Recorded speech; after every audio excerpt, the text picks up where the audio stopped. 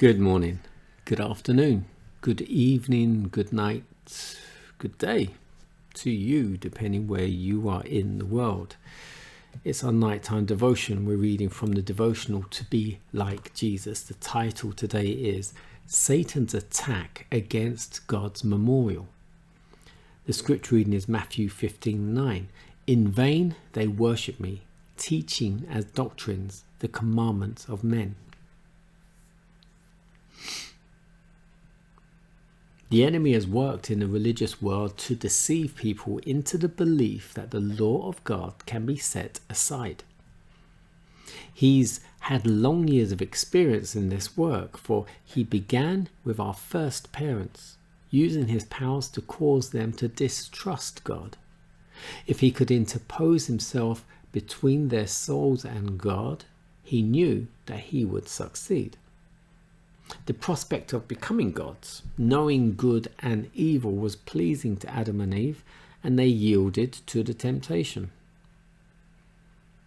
In receiving a knowledge of good and evil, human beings feel that they are gaining much, but they don't understand the purposes of Satan. They do not understand that they are taken in his snare when they tamper with the law of God, the Creator. The enemy knows that if the church can be controlled by political enactments, if it can be led to unite with the world, it virtually acknowledges him as its head. Then the authority of human-made commandments will work to oppose the rule of the government of heaven. Under the leadership of Satan, there are those who will dispense with the righteous holy enactments of God concerning the Sabbath, the observance of which is to be a sign between God the Father and his people forever. Satan's plan has taken with the religious world. He has created an order of things entirely his own, making void the law of God. Through his deceptive working, he has gained in the professedly Christian world that which he thought to gain in heaven, an abrogation of the laws of Yahweh. Through the Roman power, he's worked to remove God's memorial and has erected a memorial of his own to sever God the Father from his people.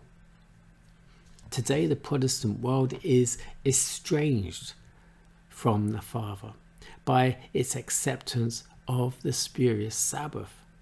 Not one iota of sacred authority can they find for doing this, yet full of zeal they assert that the Lord's memorial given at creation should be ignored, despised, trampled upon, and the first day of the week take its place.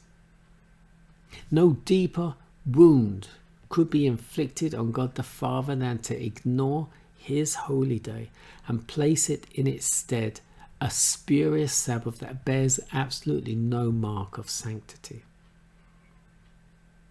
God gave the Sabbath to the world to be set apart for his name's glory. He says, "It is a sign between me and you throughout your generations, that ye may know that I am the Lord that does sanctify you. Israel shall keep the Sabbath, to observe the Sabbath throughout their generations as or for a perpetual covenant." The Sabbath is a perpetual covenant between God the Father and us, his people. It is his seal, and he wants to put that seal upon us when the time comes, because as I've said before, by not keeping the Sabbath is breaking one of the 10 commandments. You break one, you break them all. If you keep them and you have the testimony of Yahshua, the Jesus, of his son, keep all 10, have the testimony of the Christ, you will receive his seal, his pardon, his his seal, and if you do not take the seal, by default, you take the mark, and you will know, even though you might not know what the mark of the beast is, you know what it signifies. So keep the Sabbath, keep the 10 Commandments, have the testimony of the Christ, and let's all be saved and enjoy eternity in heaven with the Father.